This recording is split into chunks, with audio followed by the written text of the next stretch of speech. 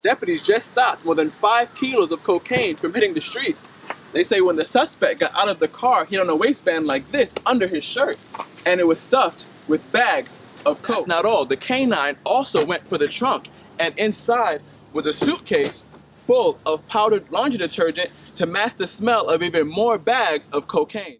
Detectives say the driver of an older model silver Chevy Impala entered this roundabout, lost control, went over this median, hit 2 joggers over here on the sidewalk, and then took off. I just found out someone came forward with text messages from that driver about the incident, giving deputies the proof they need to slap him with an arrest warrant. Beat Safety told me lightning struck this lifeguard post, traveled down through the sand into the water below, and then indirectly struck 2 men who were in the ocean. We're only 5 months into the year. Orange County already has 26 murders, 16 of those unsolved. The body of the 24th victim, Anthony Jones, was found here near these train tracks, near the intersection of Orange Blossom Trail and Lee Road. Justice is not being served. They need to work harder and dig deeper. Jones's family says they're scared to walk the street because the killer is still on the loose. He could be in the complex right now watching us, you know. He could have been at our candlelight vigil that we had for him. You know, he needs to be taken off the street. I came to the Orange County Sheriff's Office to find out what deputies are doing to solve these murders and if they're comfortable with the current solve rate. We're comfortable with the number. Sergeant Mike Ruggiero told us he's confident the percentages are going to pick up. He says the unsolved cases are at various stages of investigation, with some close to being solved. Sergeant Ruggiero also pointed out there's a common misconception about how long it takes to solve a murder. Unlike television or the movies, oftentimes these cases aren't solved in the first 24 or even 48 hours. We may be waiting for evidence to come back from different lab testing. These tests don't come back to us in a day or even 2 days. Sergeant Ruggiero says before they make an arrest, they need enough hard evidence to make the charges stick. Understand that we only get one shot when you make an arrest, and you want to make it your best shot. Even when cases go cold, the search for the killer never stops. The Sheriff's Office says they're still working cases that date back 20 years. Reporting in Orange County, Hodge. Squatting is not just a local or state problem, Vanessa. It's actually a national problem. There's even a WikiHow site dedicated to teaching people how to squat legally. But the city of St. Cloud is taking a proactive step to curb the problem. There are more than 200 abandoned properties in St. Cloud and thousands across Central Florida. And squatters are making themselves feel right at home in many of them. Every community, it doesn't matter if it's in Orlando or Kissimmee or Melbourne, no matter where it is, has these same sort of issues. People take advantage and physically break into these homes. They kick doors in, they change the locks. This house was foreclosed more than a year ago. The owners walked away after falling behind on the mortgage. But today we found the AC running, the lights on, and a mess in the kitchen. Squatters had just been removed. Police came and they took some people out that were living there. They just showed up and started living there without nothing. We found out it's quite simple to get the utilities turned on in these abandoned properties. All it takes is a phone call, an address, and a credit check, and voila, a squatter can live rent-free. Wow, that's scary. I didn't know that. I thought you had to prove that you lived there somehow. Well, proof of residency is the exact change the assistant city manager told me they're going to make before utilities can be turned on. What we decided to do was we moved forward verifying when a new customer comes in that they are the property owner, or if it's a tenant, then we are ensuring that there's a landlord business tax on that property. The assistant city manager also told me the process was so quick and easy before because they wanted people's first experience with the city to be quick and easy. But what's interesting, Vanessa, she said most squatters actually pay the utility bills because they don't want to get cut off. Reporting in front of City Hall in St. Cloud, Hodge. Several women have called 911 to report a peeping Tom looming in this quiet Lake Orlando neighborhood. I spoke to one resident who's concerned that she could no longer be carefree in her own apartment. It's creepy and scary almost. Police say he's able to creep without anyone getting a good look at him.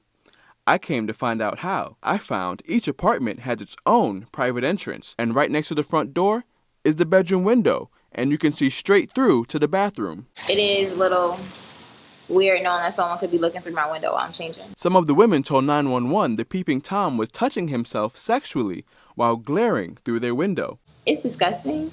It does make me feel unsafe. And like I don't really have privacy even within my own home. But the most recent report has OPD patrolling this neighborhood heavily. One woman says the man actually entered her home while she was in the shower, took her cell phone, entered the bathroom, reached over the shower curtain and snapped a picture. But get this, she says the man then uploaded that photo to her Facebook page. That is really crazy. I would definitely freak out. Detectives say the description of the suspect is too vague to make a composite sketch, but right now they're reminding these residents to keep their doors locked and curtains closed. Reporting in Orlando, Hodge. Breaking news. 2 New York City police officers, Officer Rafael Ramos and Officer Winjon Liu, were gunned down in broad daylight Saturday while sitting in their squad car. Eyewitnesses say the gunman, who's been identified as 28-year-old Ishmael Brinsley, shot at the officers through the passenger side window.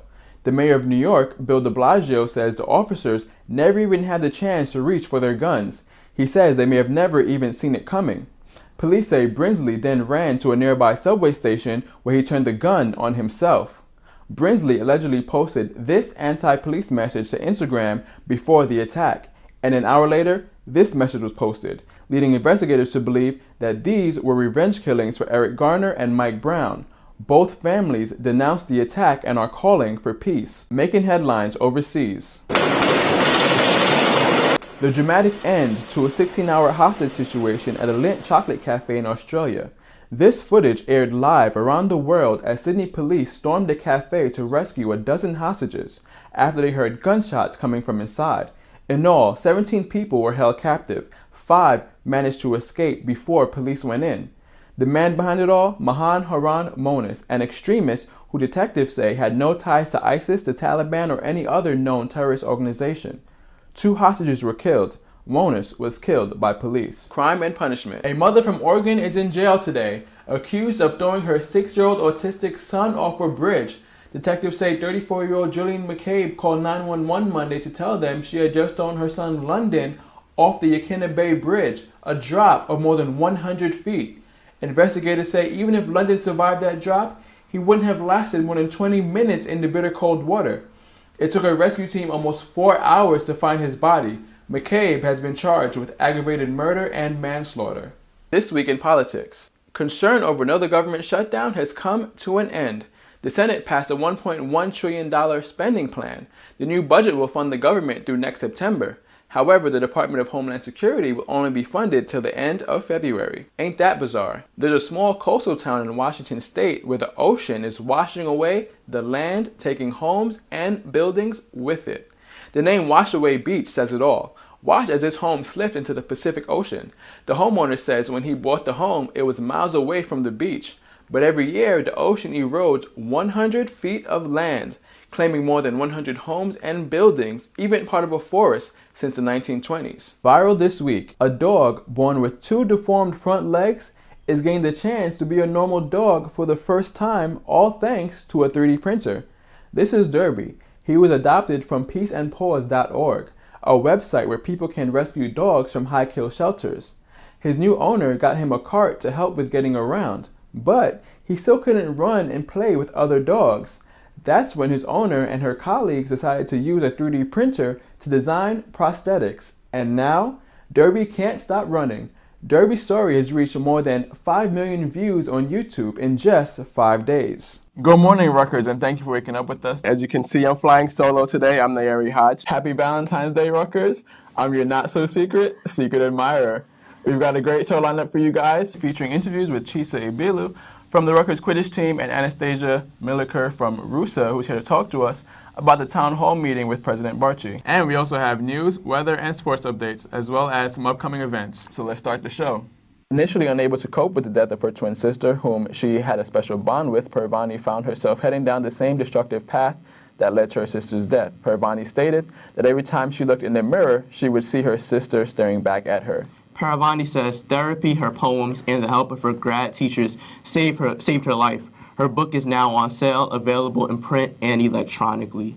It's great that she was able to share her story through her poetry. Definitely. And she was able to find a way to cope, and hopefully it shows other people that there are various ways to cope. All right, guys, picture this. You're in the bed sleeping, your alarm clock goes off. What do you naturally want to do? Hit the snooze button. A Rutgers University course called Severe Weather Field Trip takes students across the section of the United States known as Tornado Alley for 2 weeks over the summer in hopes to see the creation of extreme weather conditions. The result, your body may begin releasing hormones that make you fall back asleep, putting you into a deeper sleep than you were before. I would like to see the formation of a tornado. I don't think I would because that's a little bit dangerous. I would like to watch it maybe on TV. Well, you know, Lindsay, danger is my middle name. Oh, my gosh. Welcome back, Rutgers. Now I'm joined by Chisa Ebelu, a member of the Rutgers Quidditch team. Thanks for joining us this morning. Thank you so much for having me. All right. Okay, now, I'm somewhat of a Harry Potter fan. Okay. I've seen all the movies, read 4 books, so Hey. I'm not the biggest fan, somewhat of a fan.